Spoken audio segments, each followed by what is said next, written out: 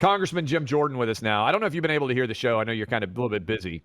I'm assuming Yeah, you've seen all the Rockies. Have you seen all the Rocky movies at some point in time, Congressman? I only saw the first 56. I don't think I've seen Rocky 57, but I've seen most of them. Yeah. All right. Number 1 and 2 were great. Number 3 with Ivan. Which one was that one? Drago, whatever the guy was. I think 3 was Mr. T. That was 4. Mr. T. Yeah, I've seen them all. I've seen the first 4. I know okay. that. Important question before we dive into the most pressing issues facing our constitutional republic. Yeah. What is the best training montage of the Rocky movies as he prepares for a fight? If you had to watch one to kind of get you jacked up for a big debate, what would you watch? I mean, probably the one in Philly when he runs up the stairs. You know, that is the right answer. That is the right answer. Wait. Did Buck pick the one against the Russian against the Soviets? That training and did in the snow, carrying sir. The log. In the snow. Yeah, in the snow. That was my second. That was definitely my second. All right, so you answered that question correct. Now we're going to pivot. Now that you have proven that you're trustworthy and a man of the people, now let's go, because you're right about Rocky. Now let's go into what you guys have uncovered. I'm fired up about this because I've been talking about it on the show. I know you heard me talking about it on the show. Biden's ghostwriter for his autobiography, whatever autobiography it was, he's probably written 5 or 6, had somebody else write 5 or 6 autobiographies at this point, has Biden on tape bragging that he had the classified documents and that he has found them. When the investigation with the special counsel begins, the ghostwriter rushes to his files and tries to delete them all.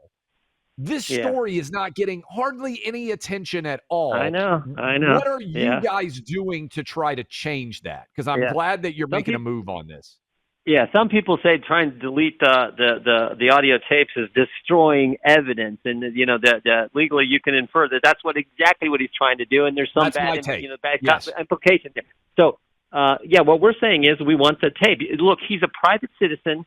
The White House has now sent me a letter saying that there's a privilege here, but a privilege for not quite saying that, but I think that's what they're going to do. A privilege for a private citizen talking with another private citizen who is knowingly giving classified information to Mr. Zwanitzer, and somehow there's going to be a privilege here?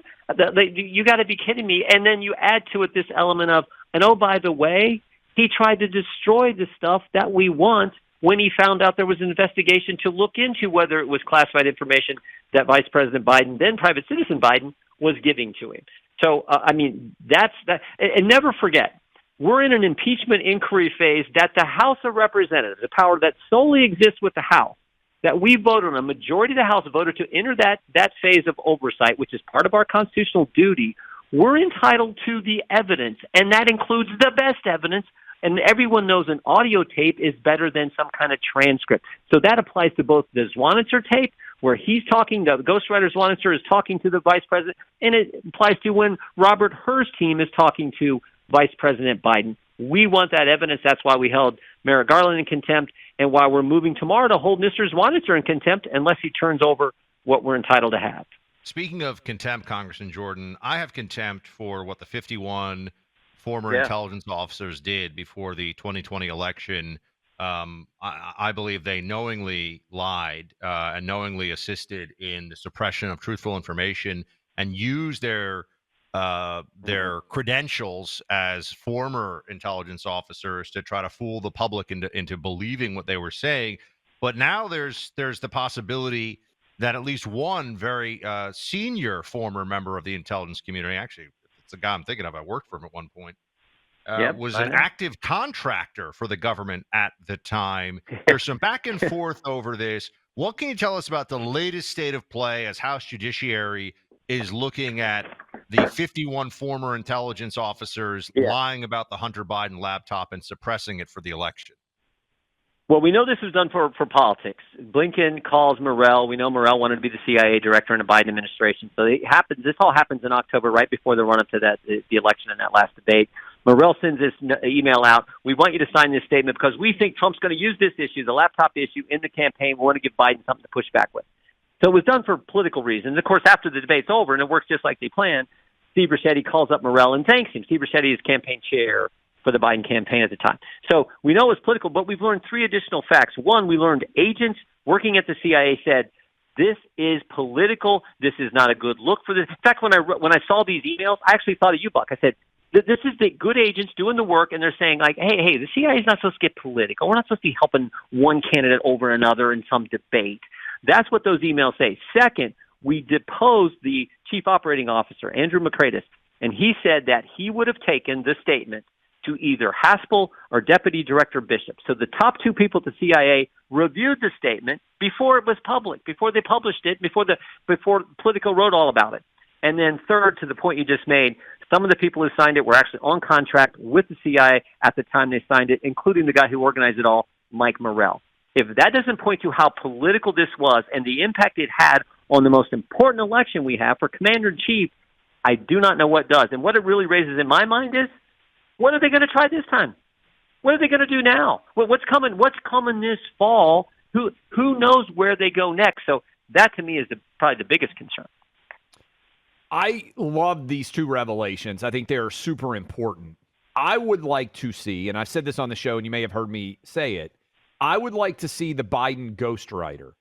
I want this guy dragged in front of Congress, have to raise his right hand, and I want him grilled, Jim, because I think that this dude would panic.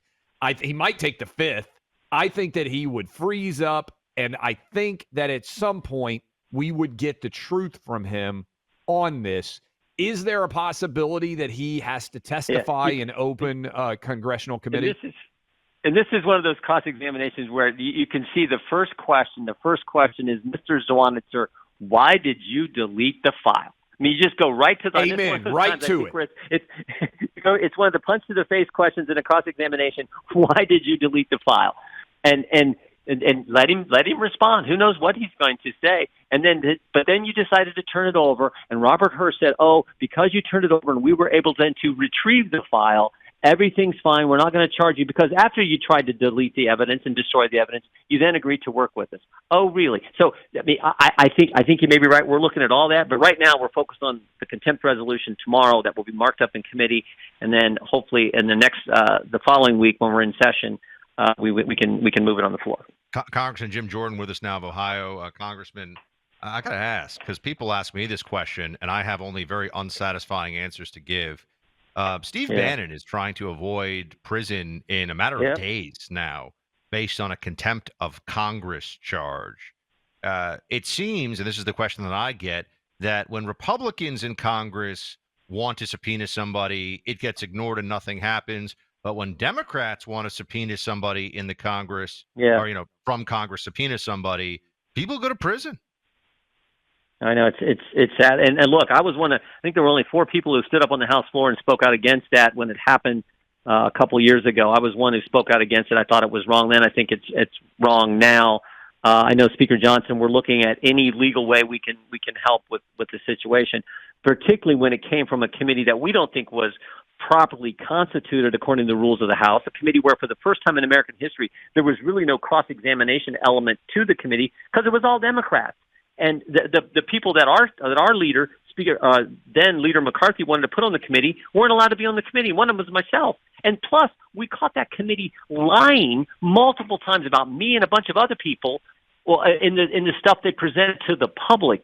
So you have all that, and yet Merrick Garland's Justice Department is prosecuted Steve Bannon, going to try to put him in prison if something happens. So we're looking at every avenue. I know Speaker Johnson mentioned it today to the conference, some things that we're trying to do. But I agree with you guys; it's wrong, and it's why from our committee, the Judiciary Committee, and the Select Committee on Weaponization of Government, we've done 98 different subpoenas, we've done 140 different depositions or interviews. We're trying to do everything we can to get to the truth and push back as hard as we can on what the left's trying to do to the country and how they've weaponized these agencies against we the people. One more thing on Buck's question, which is really important about the 51 intelligence agents. I want to make sure we get this. Dana Bash's ex-husband was one of the 51 people signing this letter. Congressman Jim Jordan, to me, that would be a readily apparent conflict. I know they're divorced now, but this could be and should be a significant part of the debate for CNN. How is she not conflicted out when her ex-husband is one of the liars in chief for that letter? Particularly when this was all done 4 years ago in the context of a presidential debate. That was the whole motivation, was to have it ready for that final debate. And remember, that was done 15 days before the most important 15 days before the most important election we have. There, you have a statement put out by 51 former intel officials with the title by their name, a statement that was at least reviewed by the top people, a statement that was not accurate about a laptop that our government had in their possession for a year and knew wasn't hacked by Russia at the time the statement went out. And now, in the context of a debate, one of the people who signed that with his title by it was Jeremy Bash, and in the context of a debate in the next presidential election, his ex-wife is one of the moderators.